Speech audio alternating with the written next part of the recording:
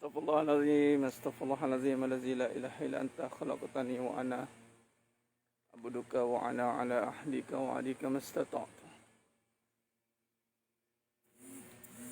A'udzu bika min syarri ma sana'tu. Bulaka bi ni'matika alayya wa abu bi dzanbi faghfirli fa innahu la yaghfiru dzunuba illa anta.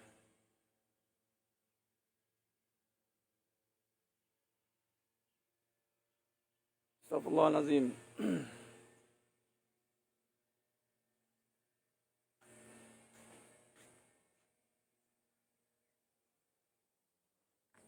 Allahumma salli ala Muhammad.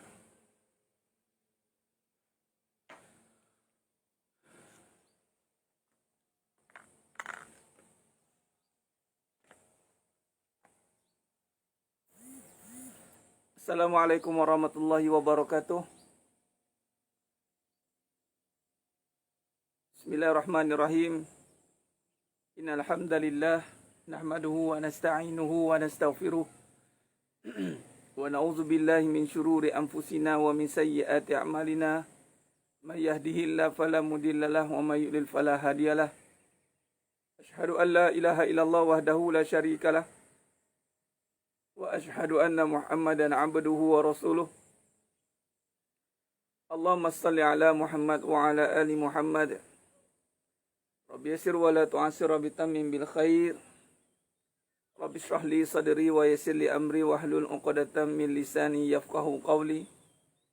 Wala haula wala quwwata illa billahil aliyyil azim. Wala manja minallah illa ilaihi amma ba'du. Sidang penonton, sidang jemaah yang dimuliakan Allah Subhanahu wa taala. Apa kabar pagi ini? Salam fitness kolbu, salam doha. Mudah-mudahan kita semua tergolong dalam golongan hamba-hambanya yang benar-benar bersyukur. Amin ya rabbal alamin. Baik, bersiaran lagi kita pada pagi ini insya-Allah. Pada hari ini insya-Allah kita bersiaran pada siri yang ke-32 Fitness Kolbu. Dah masuk ke hampir setahun dah, 10 bulan, 11 bulan dah. InsyaAllah mudah-mudahan apa yang kita usahakan ini untuk jalan ketaatan melalui ilmu ini, insyaAllah mudah-mudahan Allah berkati, Allah berikan kita kefahaman yang jelas terhadap kehidupan ini, insyaAllah. Yang mana kehidupan ini perlu diperbahaskan, dirungkai agar kita tidak jumut. Kita tidak jumut dalam kita menilai kehidupan ini. Jadi sidang jemaah muliakan Allah SWT, bantu sebarkan dulu. Bantu sebarkan dulu, tag kawan-kawan, sahabat, semua penuntut ataupun pejuang-pejuang kebenaran Raudatul Furqan, Akademi Raudatul Furqan, insya-Allah jemput bersama hadir dalam kuliah kita pada pagi ini, iaitu Fitness Kolbu Santai. InsyaAllah tajuk kita pada pagi ini adalah iman yang jelas penentu akal yang cerdas. Iman yang jelas penentu akal yang cerdas. InsyaAllah. Allahumma salli ala Muhammad wa ala ali Muhammad. Perbanyakkan selawat pada junjungan mulia Nabi Muhammad SAW. Kepada yang mengikuti pengajian, insyaAllah anda ada tugas untuk sentiasa berselawat pada baginda Nabi SAW setiap hari kurang-kurang 1000 kali. InsyaAllah. Perbetulkan niat. InsyaAllah. Perbetulkan niat. Moga-moga Allah rahmati kita. Allahumma salli ala Muhammad wa ala ali Muhammad. Suara okey, visual okey. Tes. Suara dan visual okey ya. Allahumma salli ala Muhammad wa ala ali Muhammad. Khair. Mudah-mudahan lain kita pada pagi ini memberangsangkan. Mudah-mudahan insya-Allah. Baik, perbetulkan niat kita insya-Allah, perbetulkan niat untuk mendapat ridha Allah Subhanahu wa taala. Khair. Bantu sebarkan dulu. Bantu sebarkan dulu. Suara okey ya, suara. Allahumma salli ala Muhammad.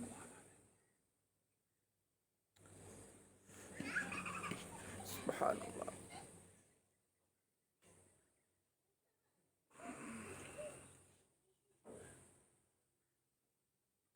Allahumma salli ala Muhammad.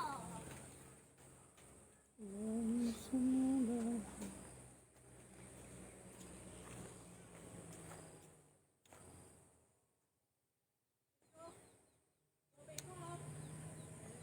Allahumma salli ala Muhammad wa ala ali Muhammad. Khair. Sedang jemaah yang muliakan Allah Subhanahu wa taala. Bantu sebarkan dulu. Bantu sebarkan insya-Allah. Alhamdulillah, alhamdulillah. Semua okey eh? Share dulu. Dan sharing, alhamdulillah.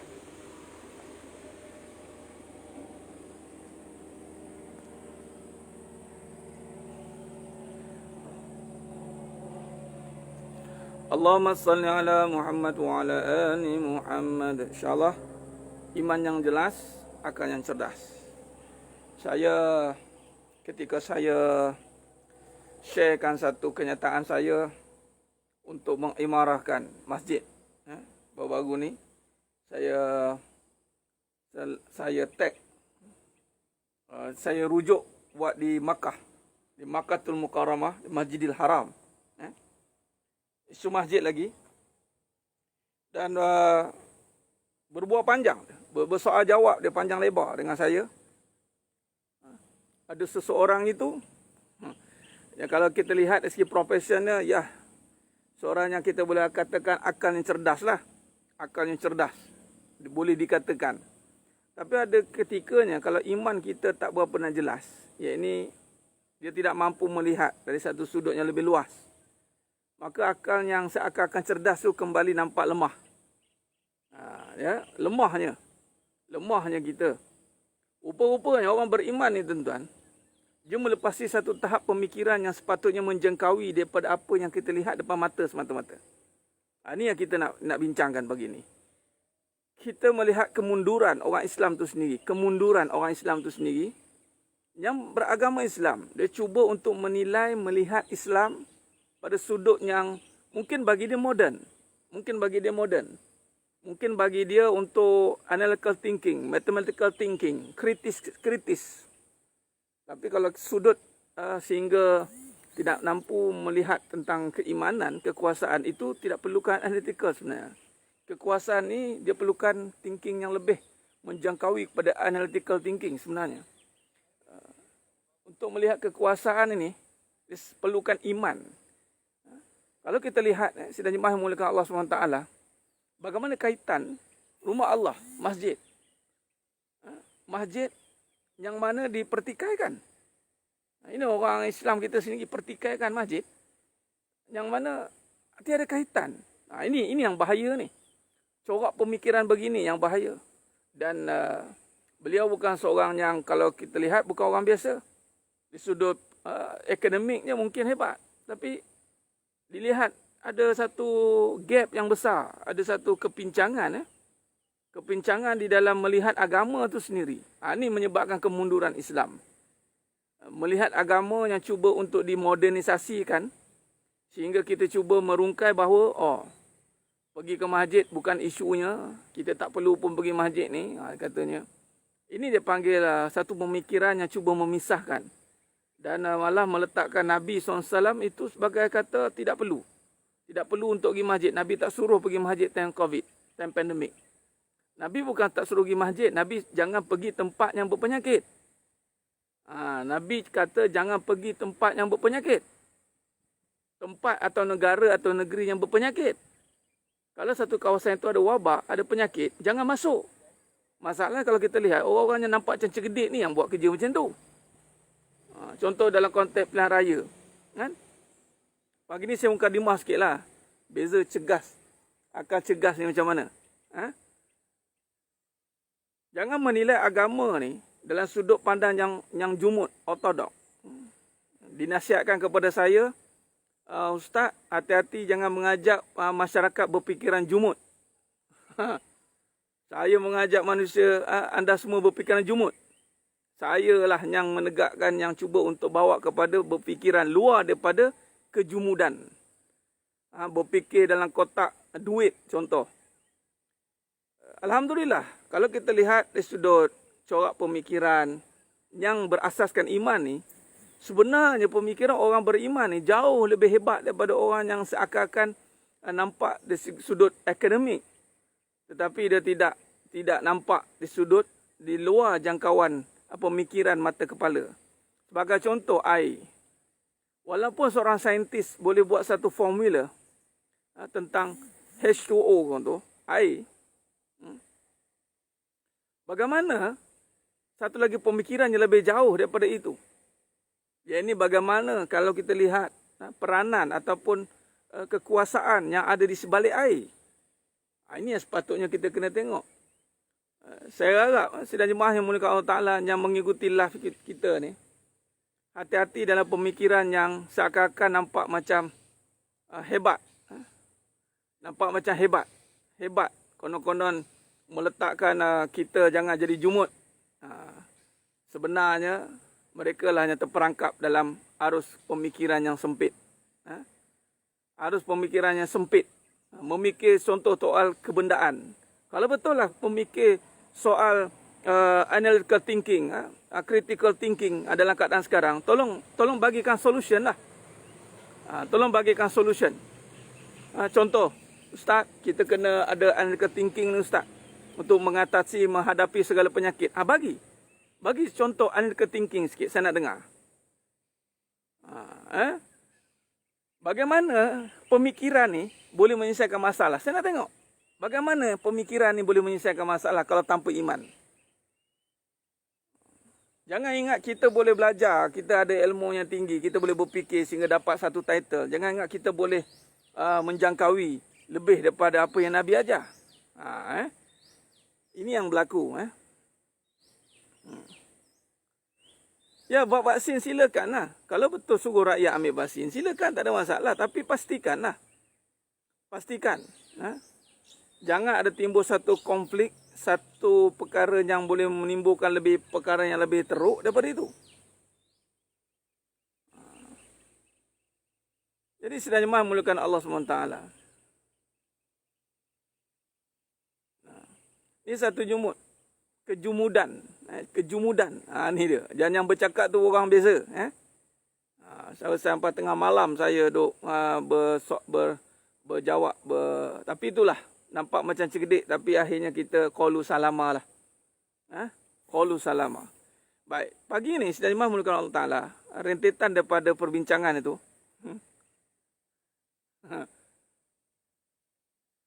Ramai fikir logik akal je baru nak beriman. Ya Ustaz Anis, masalahnya sekarang, logik akal pun tak masuk lagi Ustaz Anis. Logik akal pun tak masuk lagi. Bukannya nak fikir logik baru beriman. Sekarang ni logik akal pun dia tak masuk lagi. Sebab kalau dalam logik akal, mengatakan bahawa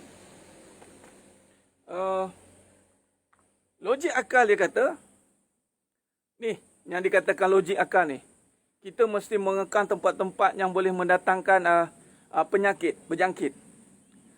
Bukan tempat yang mendatangkan penyakit. Yang mendatangkan penyakit tu orang. Sekarang ni faham, dia ada dua isu kat sini akan timbul. Pertama isu akidah, kedua isu kaedah pemikiran yang terkebelakang. Ini kan ada kaitan dengan duit nanti. Saya nak cerita betapa jumudnya orang Islam tentang duit, tentang di sudut kapasiti, tentang pembelajaran. Saya nak bagi tahu memang jumud sungguh pemikiran. Sebab tu universiti, minta maaf cakap, pagi ni saya nak cakap habis universiti tumbuh macam cendawan, tetapi kadang-kadang bagaimana? Tan Sri Arsyad Ayub, seorang dia panggil Chancellor UiTM, Tan Sri Arsyad Ayub. Dia dah bagi tahu dah betapa pemikiran profesor yang perlu dikaji, yang kualiti seorang profesor tu. Jangan main-main. Jangan ingat kita boleh faham satu perkara itu dan kita boleh merungkai semua benda. Tak boleh. Jadi sidang jemaah yang dimuliakan Allah SWT, ini yang berlaku. Sebagai contoh, yang mendatangkan penyakit itu orang. Bukan tempat. Tempat tak datangkan penyakit. Yang kita sekarang ni di-highlightkan tempat. Kenapa tak dikurungnya orang? Orang tu yang bawa penyakit. Jadi ini masalahnya. Sekarang ni dah terbalik. Kita takut nak pergi ke satu tempat, nanti datang penyakit. Sehingga kan masjid juga diberikan satu paradigma oleh orang Islam sendiri. Ini masalahnya bukan orang Islam saja, orang yang berlatar belakangkan akademik yang tinggi. Sepatutnya dia kena bagilah satu solution. Bukan sekadar satu halangan. Mana kata critical thinking-nya? Mana critical thinking-nya? Kalau betul critical thinking, bagi satu solution. Bukan satu halangan. It's not just bukan menghalang. Seorang profesor, seorang yang berfikiran jauh, dia kena keluarkan satu solution. Bukan sekadar satu halangan saja. Tak boleh ke sana, tak boleh ke sini. Tak pergi toleh. Kita bukannya manusia yang jumut. Kita ada akal. Sebab tu orang beriman, dia takkan terikat dengan satu-satu situasi itu dan kemudian terima je keadaan itu. Orang beriman bukan suruh menyerah pada keadaan. Orang beriman suruh berfikir untuk keluar daripada keadaan. Orang beriman tidak diajar untuk menyerah diri pada susah. Orang beriman tidak diajar untuk menyerah diri pada COVID. Orang beriman suruh menyerah diri pada Allah, kemudian kita lawan COVID. Tapi kalau lawan COVID, nak lawan macam mana? Sekadar dengan halang saja. Itu soalan dia. Sekarang ni isunya tempat. Tempat yang di-highlightkan. Perasan tak tuan-tuan keadaan sekarang? Dah jadi macam dah tak sempurna. Orang yang tak ada iman, ya. Ya tu, betul tu. Mana yang dikatakan betul? Tuan-tuan, sedang memahami Allah Ta'ala. Allahumma salli ala Muhammad. Mana yang dikatakan betul, tuan-tuan? Sekarang ni mana solution dah? Ini bukan solution. Ini satu just buat list. The solution adalah mesti kena nampakkan penyelesaian. Ini kena faham. Dan dia buat satu statement, saya ada tulis. Nanti saya share dekat wall saya. Dengan saya tidak pergi ke masjid, saya telah menghalang satu risiko untuk kena COVID. Saya cakap, ini satu pemikiran macam mana ni? Dengan tak pergi masjid, saya telah menghalang risiko untuk kena COVID. I cannot brain lah. Ni pemikiran. I cannot brain. Nampak tidak? Yang Nabi ajar, yang Nabi tegah, jangan masuk kawasan yang ada COVID. Itu saja.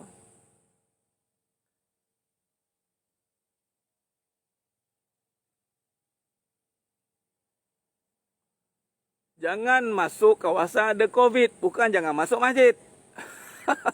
Allahu Akbar. Kita double standard. Kita double standard sekarang ni. Nampak tidak? Allahu Akbar. Sekarang kita challenge. Kita dah bagi masa yang lama. So, dan kita tidak menafikan pun. Apa saja solution yang ada tu kita tak menafikan. Cuma kita nak bagi satu kaedah. Bagaimana dengan kekuasaan?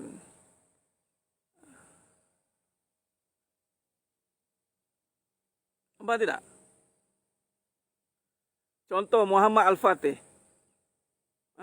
Muhammad Al-Fatih, tuan-tuan, kalau disebut teori, dia praktikal. Dia praktikal, dia ada tiga. Cuba tuan-tuan sidang jemaah menggunakan Allah Ta'ala, cuba catat kat situ. Dia ada theoretical, ada practical, ada satu lagi. Apa dia? Magical. Magical. Kekuasaan. Theoretical, itu masih dalam keadaan kajian. Practical, you kena translate kajian tadi, teori tadi, kaji. Soal kaji, itu berapa kali nak kaji? Praktikalnya bagaimana? Adakah praktikal? Kita perlu challenge balik praktikal dari segi teori tadi. Itu baru betul analytical thinking. Kita challenge balik praktikal tadi. Hipotesis yang dibuat. Hipotesis yang dibuat tu kita perlu kaji balik. Dia tidak boleh jadi satu conclusion. Dan satu lagi kaedah dipanggil miracle. Keajaiban. Inilah yang ada pada orang beriman. Orang beriman, dia duduk pada miracle. Yang mana pada miracle ada gabungan theoretical and practical. Kena faham. Jangan kata, ini Islam kena luas lagi pemikiran. Luas taga mana? Bagi tahu saya. Sebab tu dalam konteks pemikiran, kita kena berfikir dalam kaedah yang pertama bersandarkan kepada kebenaran. Yang kedua, pemikiran yang untuk mengatasi keadaan, bukan pemikiran yang suruh ikut keadaan. Siapa yang jumuk sekarang ni? Orang beriman suruh keluar, suruh kawal, suruh counter. Itulah orang beriman, tuan-tuan. Ini yang berlaku. Kita ada akal tapi kita duduk dalam ketakutan. Kenapa? Orang ada akal sebenarnya, dia tak duduk dalam ketakutan. Kalau betul kita ada akal, kita takkan hidup dalam ketakutan, tuan-tuan. Betul tak? Seorang engineer. Ustaz ni engineer. Seorang engineer atau tactical, orang taktikal, kalau betul dia ada akal, dia tak takut dengan keadaan. Sekarang ni, kenapa kita takut dengan keadaan? Maksudnya, akal belum berfungsi dengan baik. Sebab apa akal belum berfungsi dengan baik? Sebab banyak teori je. Teori je lebih. Ataupun sangkaan. Lepas tu dikatakan dah praktik. Kaya dah praktik dah. Mana praktik? Buktikan praktikal yang mana? Dan satu lagi, the magical, the miracle. Ya, magical dan miracle. Keajaiban. The miracle itu tidak perlukan pembuktian, evidence. Miracle tak perlukan evidence, tuan-tuan. Keajaiban tidak perlukan evidence. Theoretical, practical perlukan evidence. Kalau you cakap macam tu, you kena pastikan. Kalau you kata pergi masjid ini tidak membantu untuk penyembuhan, you kena pastikan pergi masjid tak membantu untuk penyembuhan. Kalau you kata pergi masjid tidak boleh menyebabkan COVID berlaku, you pastikan yang pergi masjid tu COVID berlaku. Pastikan. Buat kajian lah, bukan kita yang kena buat kajian. Kita ni dah duduk pada miracle. Kita yakin, we are believe. We are believe. Kita sangat percaya bahawa apabila Nabi kata, mengimarahkan, Allah kata, mengimarahkan rumah Allah, dengan ikut SOP yang dibenarkan lah. Kita pun ada akal yang jelas. Kita pun ada fikiran yang waras. Tidaklah pergi buat satu perkara yang menungkah keadaan semasa. Kita tak akan buat kerja macam tu. Kalau sekiranya orang yang berteori ni, dia kena proofkan teori dia. Sebab tu jangan berteori sangat. Orang beriman kena ikut agama. Kena ikut Al-Quran. Al-Quran is not theory. Al-Quran bukannya lagi soal yang kena praktik. Al-Quran adalah satu pembuktian. Dah terbukti. The Furqan. Jadi kalau kata kita ikut Al-Quran, jadi jangan pertikaikanlah rumah Allah. Itu maksud dia. Sepatutnya kita setuju, kemudian cuma cari jalan. Betul tu Ustaz, saya setuju. Saya setuju. Cuma cari jalan. Itu patutnya, sepatutnya. Ini yang saya nak kaji.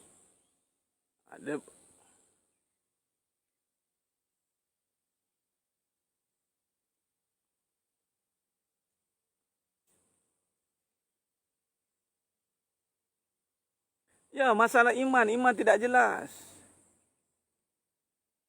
Ini masalahnya. Kita bagi masa. Kalau betul lah akal pemikiran ni boleh membentuk satu ketamadunan yang hebat. Kenapa sekarang masalah sosial semakin merudup?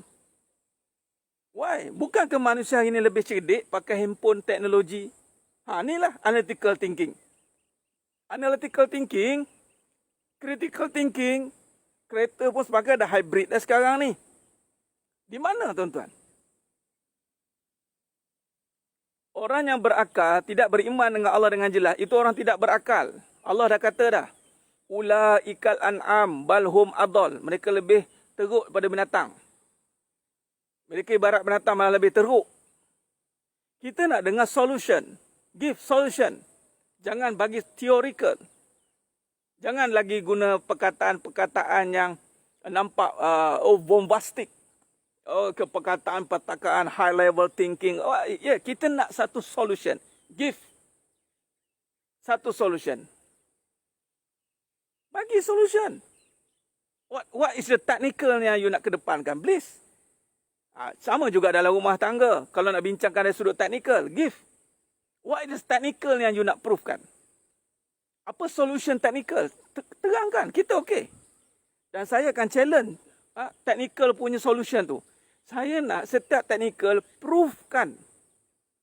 Jangan sebut teori, sebab tu kita panggil theoretical saja.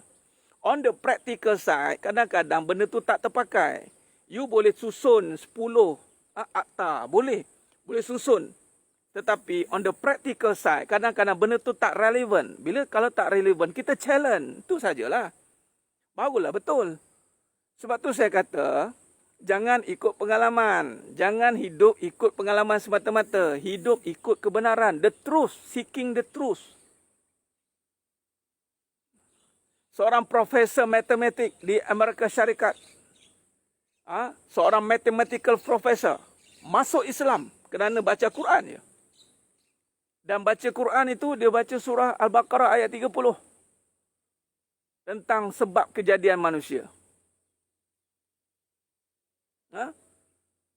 Sebab kejadian manusia. Dah masuk Islam. Jangan kita nafikan. Lockdown. Okey. Kalau lockdown itu boleh menyelesaikan masalah, please proofkan. Kita tak ada masalah dengan cadangan. Tak ada masalah dengan praktikal. Silakan. Tapi pastikan bila kita buat, kita yakin ke tidak? Kita buat pun tak yakin. Paranoid. Ada dia panggil ketakutan. Give solution. Kita tak mau lagi main teori-teori dah. Sebab tu saya, kalau tuan-tuan sidang jemaah mulakan Allah Ta'ala, kalau perhati betul-betul dalam kajian kehidupan, mana ada main perasaan, mana ada main sangkaan dah. Kita nak pergi proof. Kemudian kita nak action. Kita nak tunjukkan kesan daripada kehidupan yang tidak boleh dikalahkan dengan keadaan. Kita tidak boleh tunduk dengan keadaan. Ya, kita tahu melibatkan kematian. Please, do something. Dan kita orang beriman memang ditanamkan mati pun. Suruh mati, ingat mati. Dan orang berimanlah yang paling bersiap untuk mati. Dan kita dah buat langkah untuk bersedia untuk mati dah. It's not about kita main-main dengan kematian. Oh, ini soal kematian, saya tak boleh buat main-main. Kita yang lebih serius dengan kematian. We are in serious in mati. Zikrul maut. Orang beriman all the time sepatutnya. Setiap masa dia berfikir tentang kematian. Malah kematian itulah yang membuatkan hidup dia menjadi hidup yang berkualiti.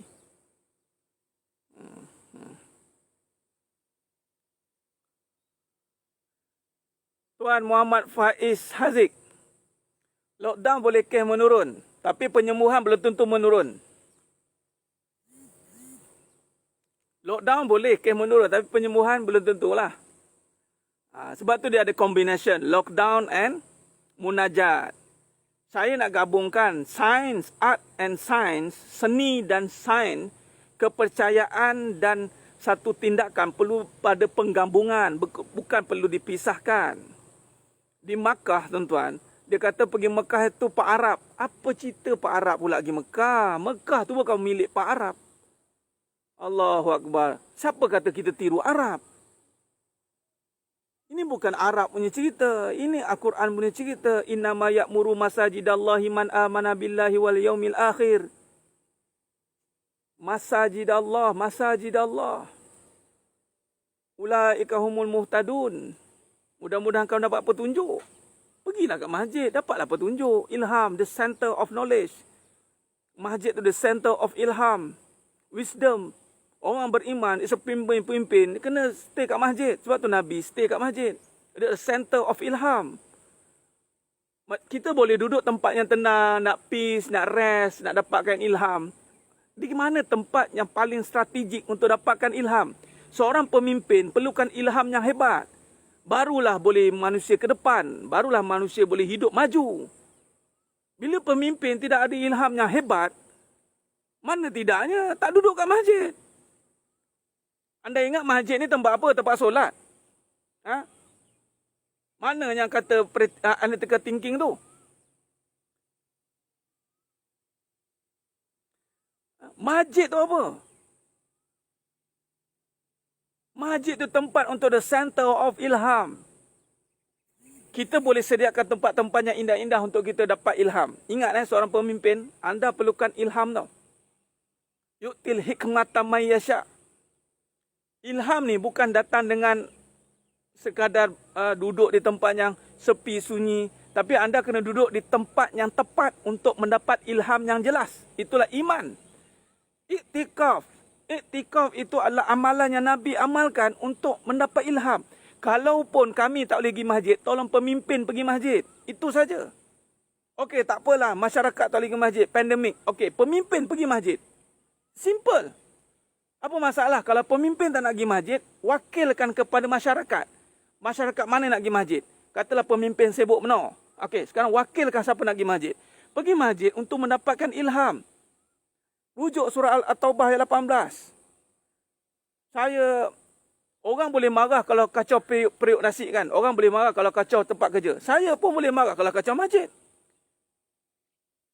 Itu masalahnya. Kita bukan suruh berfikir jumud. Kita tak pernah mengajar. Agama tak pernah mengajar umat Islam, penganut-penganutnya suruh jumud. Dunia yang mengajar kita jumud. Ilham. Pergi masjid dapat ilham tuan-tuan. Tengok hujung ayat Taubah apa.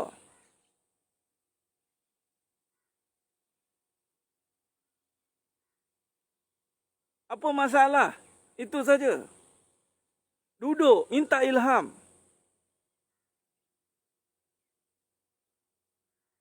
Tengok ujung ayat surah Taubah tu apa? Apa maksud dia? Allah. Tengok. Maka mereka lah orang yang diharapkan mendapat termasuk golongan yang mendapat petunjuk. Pergi masjid dapat petunjuk. Kalau pun susah benar nak suruh rakyat pergi masjid, pemimpin pergilah. Mana profesor-profesor tadi tu pergi. Ini awak duduk kat rumah dapat apa? Mana? Duduk rumah dapat apa? Awak ada satu keilmuan yang hebat. Awak ada profession yang hebat. Duduk rumah dapat apa? Makan tidur kenyang. Fikir. Apa buat kerja? Work from home. Memang work from home. Tapi pergi masjid. Kalau tak nak bagi sangat masyarakat pergi, pemimpin pergi. Selesai masalah. Okey? Tak apa, kami masyarakat akur. Kami terima. Tak apalah, masyarakat tak boleh pergi. Pemimpin tolong pergi. Jangan nafikan surah Taubah ayat 18. Surah Taubah ayat 18 tu nampak apa tu? Dapat apa? Ujung sikit. Ulaika humul muftadun. Orang diharapkan termasuk golongan orang yang mendapat petunjuk. Kalau dah tak nampak petunjuk sangat, COVID ni dah tak tahu dapat macam mana, kenapa tak nak pergi masjid? Kalau tak nak pun wajibkan semua orang pergi. Please. The authority. Turun padang. Kalaulah Nabi boleh buat. Ni Nabi turun. Sahabat-sahabat turun. Sebelum ni mungkin pemimpin tak pergi masjid. Saya minta maaf cakap. Ini hari saya nak cakap tu terang lah. Mungkinlah. Sebelum COVID, front line sepatutnya Khulafa Ar-Rashidin. Nabi Imam, Khulafa Ar-Rashidin belakang. Nabi sebanyak Nabi ada. Nabi adalah imam, pemimpin, the president, the panglima. Semua jawatan kat Nabi. Nabi imam. The front line di belakang Nabi adalah Sayyidina Umar Al-Khattab radhiyallahu an. Sayyidina Uthman bin Affan radhiyallahu an. Abu Bakar Siddiq radhiyallahu an. Sayyidina Ali bin Abi Thalib karamallahu wajah. Di mana? Ini dah lah sebelum COVID tak pergi. Lepas COVID tutup pula. Ni yang marah ni. Nantaklah orang kata apa? Marah lah. Lepas tu bila kita kata jumud pula. Subhanallah. Dah kalau kau cerdik sangat, pergi. Itu masalahnya. Sebelum COVID. Okey, tak apa. Sekarang ni, kalau dah dulu tak pernah pergi, sekarang kodok balik lah. Kodok balik. Silap ni, tak pergi dulu ni. Cover balik. Buka balik lembaran sejarah. Al-Hamra. Spanyol. Masjid besar mana? Spanyol. Allahu Akbar. Pemimpin, do something. Jangan hanya menghalang rakyat saja. Allahu Akbar. Ya, idea. Ilham tu idea.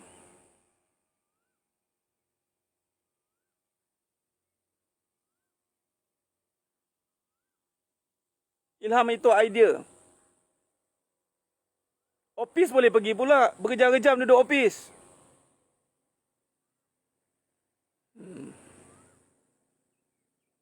Mudah-mudahlah pemimpin dengar ceramah saya. Jangan saya ke dalam sudah. Saya tak timbulkan provokasi ya. Jangan atas hasutan pula. Nanti mana Ustaz Farid lah ke dalam dah katanya. Kalau saya ke dalam, anda semua buat tindakan lah. Buat something ya.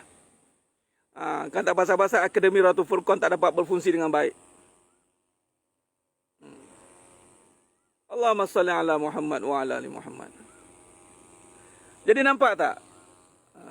Bila iman dah jelas, pemikiran pun cerdas. Pemikiran ni bila iman jelas, pemikiran cerdas. Kita dah ada pemimpin-pemimpin dahulu yang dah berjaya. Kita ada list of pemimpin yang dah berjaya. Islam baru bukan sehari dua baru nak naik. Islam bukan sehari dua baru nak naik. Islam dah 1400 tahun dah mentadbir dunia ni sebenarnya.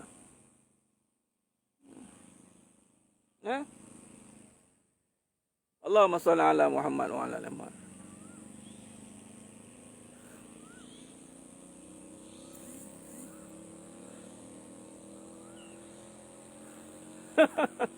Allahu Akbar. Ini bila masyarakat nak ke depan COVID, takut. Kalau takut, please do something. Hilangkan ketakutan. Hilangkan ketakutan itu dengan solution. Itu saja.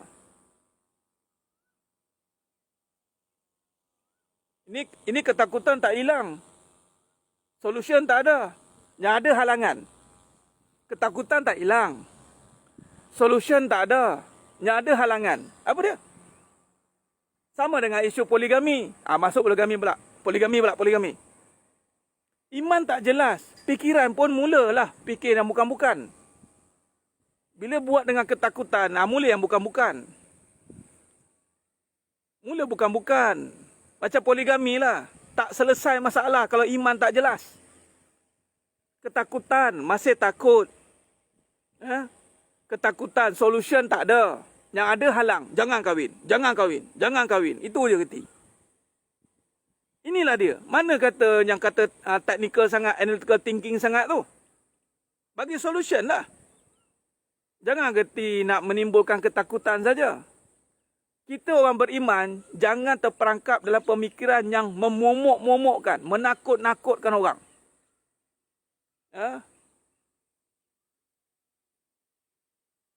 Sebab itulah tadi saya cakap.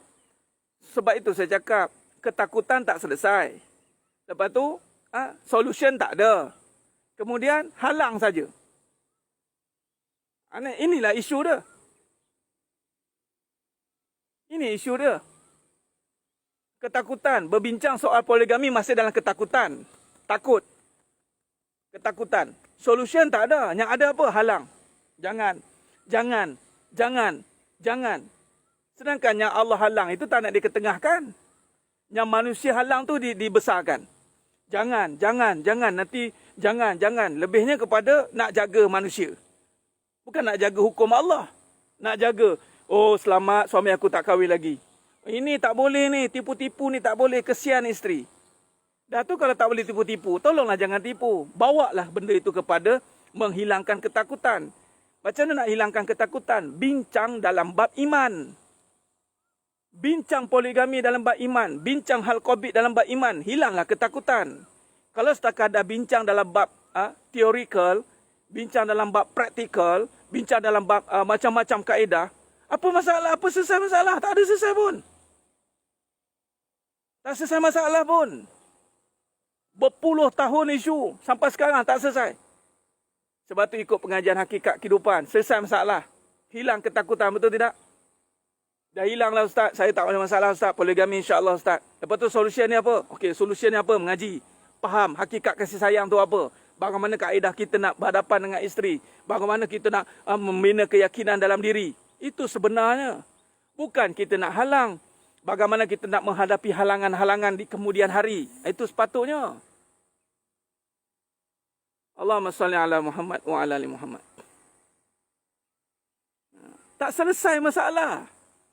Banyaknya membimbangkan. Asal masalah, bimbang. Asal masalah, bimbang. Asal masalah, bimbang. Tak nak bimbing.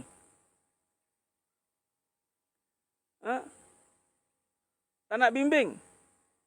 Tahniah Mufti Negeri Sembilan. Ya, tu Dr. Yusof. Itu yang saya jumpa dengan Mufti Negeri Sembilan. Saya bersama sehari sebelum PKP. Allah takdirkan saya boleh jumpa dengan saya bersama Dr. Yusof, Mufti Negeri Sembilan. Allahumma salli ala Muhammad wa ala ali Muhammad. Itulah amalan la haula wala quwata illa billahil aliyil azim wala manja minallah illa ilaih. Itu daripada Mufti Negeri Sembilan. Sanad daripada arwah saya bersama Mufti Dr. Mufti Murtada, pengamat tarikat.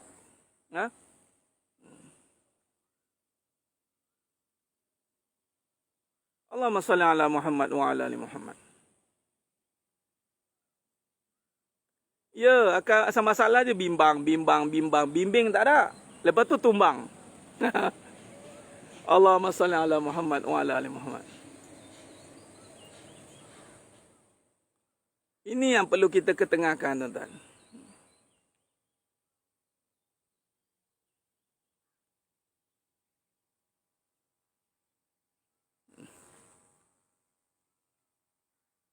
Allahu Akbar. Allahumma salli ala Muhammad wa ala ali Muhammad. Itu dia. Sekarang kita nak cerita solution. Kita nak go for action. Ini orang beriman. Orang beriman tak duduk tunggu. Kita tak diajar untuk tunggu saja. La.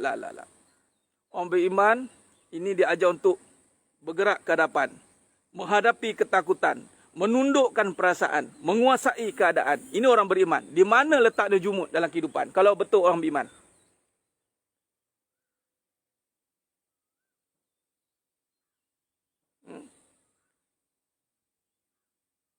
Sedang nyembah yang muliakan Allah Subhanahu wa taala.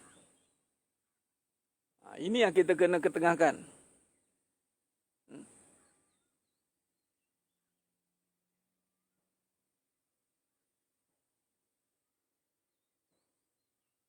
Allahumma salli ala Muhammad wa ala ali Muhammad. Ini yang banyak berlaku. Orang beriman tak ada. Ikut pengajian, insya-Allah kita diajar untuk maju ke depan. Guru saya, Tuan Guru Niza, mengajar untuk maju ke depan. Tak ada dekat belakang dia. Dia cukup marah kalau meletakkan kejumudan. Tak ada. Kita mesti walal akhiratu khairul laka minal ula. Ke depan lebih baik. Mesti umat Islam mesti ke depan. Dia tidak boleh ke belakang. Kalau ke belakang fikir masalah, fikir pengalaman, fikir ketakutan, itu ke belakang. Itu jumut. Bila nak ke depan dia nanti takut, nanti karang mati, karang apa karang. Mati itu pasti ke depan. Kuasai keadaan itu, tundukkan perasaan. Itu sepatutnya orang beriman. Itu kerja orang beriman. Allah bagi dunia untuk kita kuasai dia. Untuk kita melihat apa yang sepatutnya kita kena selesaikan. Bukan sekadar tunggu. Tak apa. Lepas tu main pada teori. Word teori. Ini tak boleh. Dalam lawangan azan, hayya 'alas salah, hayya 'alal falah. Falah. Berjaya. Sebab tu orang beriman tidak lemah. Wala tahinu wala tahzanu, kata Allah. Jangan kamu lemah, jangan kamu rasa rendah.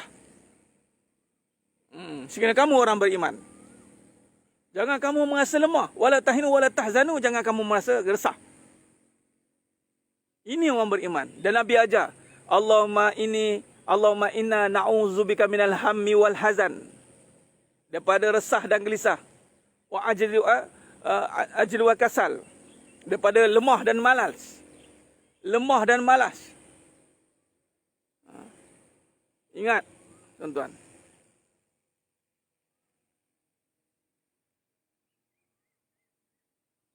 Allahumma salli ala Muhammad wa ala ali Muhammad.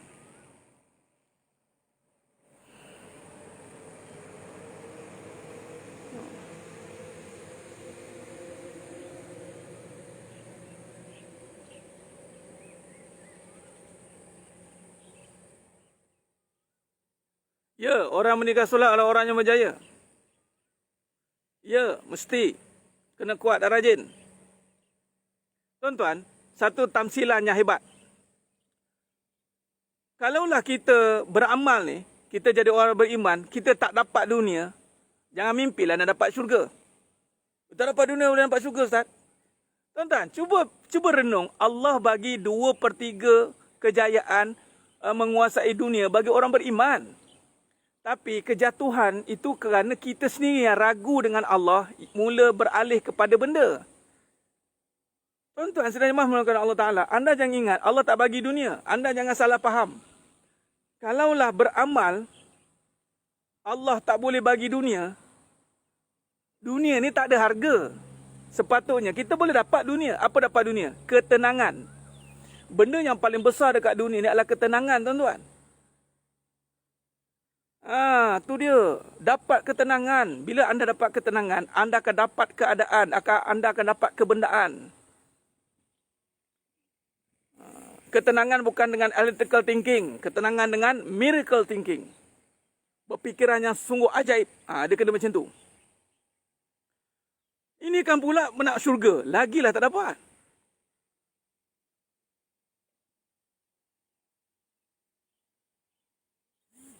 Allahumma salli ala Muhammad wa ala ali Muhammad. Ustaz, nak apa beza orang belajar marifat dengan yang kita belajar sekarang? Ada lagi tinggi sehingga orang anak tak jaga pun tak mengapa ke? Tak ada tinggi-tinggi. Syariat dan hakikat itu tidak terpisah. Yang kita tengah belajar sekarang inilah berkaitan dengan marifat, hakikat, syariat. Gabung sekali. Orang yang bermarifat itu akan sangat teliti dengan hakikat dan syariat. Itu dia. Seorang yang dah mengenal raja, pasti akan menjaga suruhan raja. Pasti akan menjaga segala apa yang berkaitan dengan raja, sang raja. Semua ni, aurat, suruhan, Al-Quran, anak, isteri, benda, semua ni milik Allah. Mana mungkin seorang yang bermakrifat mengabaikan semua yang milik Allah ini? Mana mungkin? Kita tengok baginda Nabi SAW. Ada mengabaikan isteri baginda Nabi SAW? Ada membiarkan aurat terbuka? Tidak. Kalau tidak, itu bukan makrifat. Kalau nak tengok benar-benar makrifat, ikut Nabi SAW. Menguasai dunia, menguasai isteri-isterinya, menguasai keluarga, menguasai semua perkara. Itulah orang makrifat. Orang makrifat adalah orang yang menguasai syariat. Orang yang makrifat adalah orang yang menguasai akhirat dan menguasai syariat dunia. Sehingga kan orang makrifat tidak perlu lagi disusah-susahkan untuk dunia. Kerana dunia telah dikuasainya. Itu orang makrifat. Tapi kalau cerita makrifat, dengan isteri pun masih tersekat-sekat, dengan suami pun masih melekat, aduh tak boleh lepas, itu kan makrifat tu. Orang yang makrifat adalah orang yang melepaskan dunia, jiwanya bebas dari cengkaman-cengkaman alam akhyar, kebendaan. Tetapi pada masa yang sama, dia menguasai dunia. Dia boleh tenang dengan dunia itu. Kerana apa? Kerana dia telah melihat dunia ini ada sangkut pautnya dengan Allah Subhanahu Wa Taala. Dia melihat semua ini dengan nama Allah Subhanahu Wa Taala. Ini kajian kita. Bismillah, Iqra bismi Rabb. Melihat, bukan menyebut. Membaca, bukan sekadar menyebut. Okey? Allahumma salli ala Muhammad wa ala ali Muhammad. Orang yang bermakrifat mesti berjaya dalam semua angle. Ingat? Dia orang bermakrifat, dia melepaskan dunia, tapi pada sama dunia itu berada dalam genggamannya. Itu orang makrifat. Jangan cerita bab makrifat kalau masih dunia masih tersekat-sekat. Jangan cerita bab makrifat kalau dengan isteri masih kena ikat. Orang yang bermakrifat, dia tidak akan terikat dengan makhluk. Dia memimpin dunia. Itu orang makrifat. Itu dia cara cek dia. Macam mana anda nak cek hakikat kalau syariat masih tak terpelihara dengan baik? Ingat, syariat menghukum. Syariat itu penentu hakikat. Sebab tu perbuatan juga akan dikira sebagai penentu niat. Sebab tu Allah kata, Kulu bikum wa a'malikum. Nabi kata, Kulu bikum wa a'malikum. Akhirnya yang akan menentukan niat tu perbuatan balik. Hati-hati. Itu cara dia. Itu cara dia, tuan-tuan. Allahumma salli ala Muhammad wa ala ali Muhammad. Alhamdulillah. Syariat penentu hakikat. Orang yang menjaga aurat, pasti orang yang bermakrifat. Orang yang solat, pasti orang yang bermakrifat. Itu sepatutnya. Orang yang mesti menjaga segala dunia, mesti dia ni orang yang bermakrifat. Sepatutnya. Dia tidak boleh terpisah. Dia tidak boleh terpisah. Orang yang bermakrifat bebas dari syirik pasti. Orang yang bermakrifat sudah tidak lagi menduakan. Orang yang bermakrifat sudah tenggelam dengan kekuasaan Allah Ta'ala. Billahi, dengan Allah. Dia melihat semuanya dengan kekuasaan Allah SWT. Itu dia. Tak ada lagi nak merampas kuasa, nak rasa berkuasa. Tak ada. Sebab tu Nabi SAW tidak meletakkan diri Nabi sebagai manusia yang ada jawatan. Tak. Nabi itu boleh kalau nak dilayan sebagai orang yang diagung-agungkan. Tapi tidak. Nabi buat no protokol. Subhanallah. Nabi boleh duduk dengan orang biasa. Nabi boleh duduk dengan orang gila. Nabi boleh duduk dengan pemimpin diraja. Nabi boleh duduk dengan siapa saja yang Nabi nak duduk. Hebat. Itulah orang bermakrifat. Orang bermakrifat, orang tak terikat dengan keadaan. Dia tidak takut dengan kesusahan. Dia tidak lalai hanyut dengan kesenangan. Itu orang bermakrifat. Dia bukan biar dia susah dan macam mana. Ni semua dari Allah katanya. Itu kan makrifat. Itu kena lipat. Okey, orang bermakrifat, orang takkan dilipat oleh keadaan. Keadaan tak boleh lipat dia. Dia yang akan lipat keadaan. Itu orang yang bermakrifat. Dia tidak akan boleh disuruh-suruh oleh manusia, orang makrifat. Dia tidak akan boleh suruh-suruh. Dia mengikut suruhan Allah Subhanahu Wa Taala. Itu orang bermakrifat. Ya. Allahumma shalli ala Muhammad wa ala ali Muhammad. Jadi sidang jemaah yang dimuliakan Allah Subhanahu Wa Taala, insya-Allah. Jadi mudah-mudahan muka tak nampak, saya punya jenuh muka terpampang boleh tak nampak lagi muka. Subhanallah. Allahu Akbar.